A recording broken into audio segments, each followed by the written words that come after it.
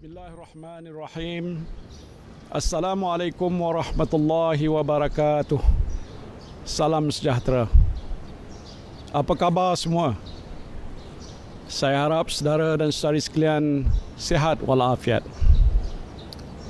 Saya berdiri di sini pada hari ini di suatu tempat yang amat bersejarah. Di sinilah 63 tahun yang lalu almarhum Tengku Abdul Rahman, Perdana Menteri Malaysia yang pertama, mengisytiharkan pemasyhuran kemerdekaan Tanah Melayu. Pada pagi tanggal 31 Ogos 1957, di tempat yang amat bersejarah ini, almarhum Tengku dengan disaksikan puluhan ribu rakyat yang berbilang kaum dan agama mengisytiharkan persekutuan Tanah Melayu. Dengan limpah rahmat Allah Subhanahu wa taala, akan kekal menjadi sebuah negara demokrasi yang merdeka dan berdaulat serta berdasarkan kebebasan dan keadilan, dan senantiasa menjaga dan mengutamakan kesejahteraan dan kesentosaan rakyatnya dan mengekalkan keamanan antara segala bangsa. Itu disebutkan oleh Tengku. Inilah yang diungkapkan oleh almarhum Tengku Abdul Rahman yang disusuli dengan laungan keramat merdeka. Pengisytiharan ini membuka lembaran baru kepada tanah air kita sebagai sebuah negara yang merdeka, bebas dan berdaulat. Setelah dijajah selama ratusan tahun, kita mendapat kembali hak sebagai bangsa yang bermaruah. Kita dapat menentukan nasib diri kita, bangsa kita dan negara kita sendiri tanpa dibelenggu oleh mana-mana kuasa lain. Kemerdekaan adalah suatu nikmat besar kepada kita semua. Seperti mana yang disebut oleh almarhum Tengku Abdul Rahman dalam pemasyhuran kemerdekaan di sini 63 tahun yang lalu, negara kita ini hendaklah kekal merdeka dan berdaulat dan seluruh rakyatnya aman, sejahtera dan sentosa selama-lamanya. Inilah amanah besar yang mesti dipikul oleh saya dan saudara-saudari semua. Kita mesti kekalkan kemerdekaan negara kita. Kita mesti pertahankan kedaulatan negara kita. Kita mesti pelihara keamanan negara kita. Kita mesti tegakkan keadilan dan pelihara kebebasan rakyat. Kita mesti pastikan seluruh warga tanah air tercinta ini sejahtera dan sentosa selama-lamanya.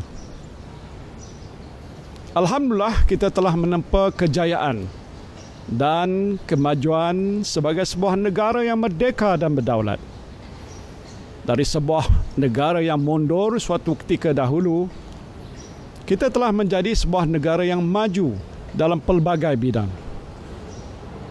Kita juga bersyukur negara kita kekal aman dan damai dengan perpaduan rakyat berbilang kaum dan agama. Dari Perlis hinggalah ke Sabah, tidak kira Melayu, Cina, India, Sikh, Kadazan, Dusun, Bajau, Iban, Murud, Melanau, Siam, orang asal, kita bersatu hati dan berbangga menjadi rakyat Malaysia. Ini adalah pencapaian kita, pencapaian saudara dan saudari semua. Namun cabaran yang kita hadapi juga amat besar. Negara kita mesti terus dibangunkan untuk menjadi sebuah negara maju yang hasil kemajuannya dapat dinikmati oleh seluruh rakyat secara nyata. Kemajuan yang saya maksudkan bukan hanya dari segi angka-angka pertumbuhan ekonomi, indeks bursa saham, jumlah pelaburan langsung asing dan domestik, tetapi sumber pendapatan dan kualiti hidup setiap seorang daripada saudara-saudari sekalian. Angka-angka pertumbuhan ekonomi hanya akan bermakna apabila saudara dan saudari mempunyai sumber pendapatan yang mencukupi, kediaman yang selesa, pendidikan yang sempurna, kesihatan yang baik, alam sekitar yang lestari dan keselamatan yang sentiasa terpelihara untuk menjalani kehidupan yang bahagia dan sejahtera. Saya tahu tidak semua rakyat di negara ini bernasib baik. Ada yang terpaksa melakukan 2-3 pekerjaan untuk menyara kehidupan keluarga. Ramai yang tidak mempunyai simpanan yang mencukupi untuk meneruskan kehidupan sekiranya terputus mata pencarian. Mungkin ada yang boleh bertahan selama sebulan atau 2 bulan. Tetapi lebih daripada itu, mereka terpaksa berhutang dan bergolok bergadai untuk hidup. Saya sedar tentang perkara ini. Kerana itu, ketika wabak COVID-19 mula melanda negara dan sektor-sektor ekonomi ditutup, perkara pertama yang dilakukan oleh kerajaan ialah menyediakan pelbagai bentuk bantuan kepada rakyat. Kita sediakan bantuan prihatin nasional, moratorium bayaran pinjaman bank, bantuan kemudahan khas untuk perusahaan kecil dan sederhana, subsidi upah dan lain-lain bentuk bantuan berjumlah 260 bilion ringgit keseluruhannya untuk meringankan beban yang ditanggung oleh rakyat. Alhamdulillah, pelbagai bantuan yang disediakan sedikit sebanyak dapat meringankan beban rakyat di waktu susah. Namun sepanjang tempoh Perintah Kawalan Pergerakan dilaksanakan, saya diberitahu oleh Governor Bank Negara, Malaysia kerugian 2.4 bilion ringgit sehari dan ekonomi negara kita akan runtuh jika sektor-sektor ekonomi kita tidak dibuka semula dengan kadar segera. Saya amat risau dengan keadaan itu. Jika ia tidak ditangani dengan baik, ramai yang akan kehilangan pekerjaan dan mata pencarian. Kesannya amat buruk kepada saudara-saudari sekalian. Kerana itu, kerajaan memutuskan untuk membuka semula sektor-sektor ekonomi negara secara bertahap. Di samping itu, untuk membantu memulihkan ekonomi, kerajaan kita melaksanakan Pelan Jana Semula Ekonomi Negara atau PENJANA yang berjumlah 35 bilion ringgit.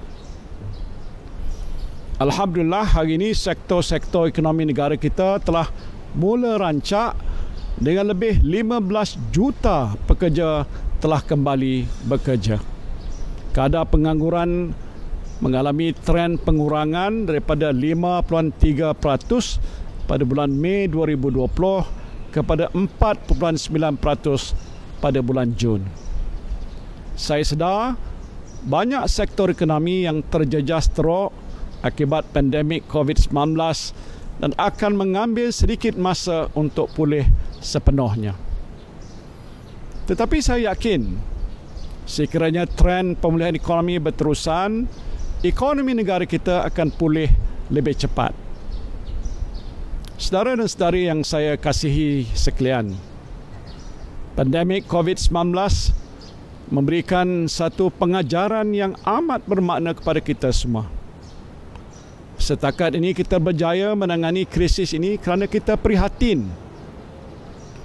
Para frontliners kita bekerja siang dan malam melawan wabak COVID-19 kerana mereka semua prihatin.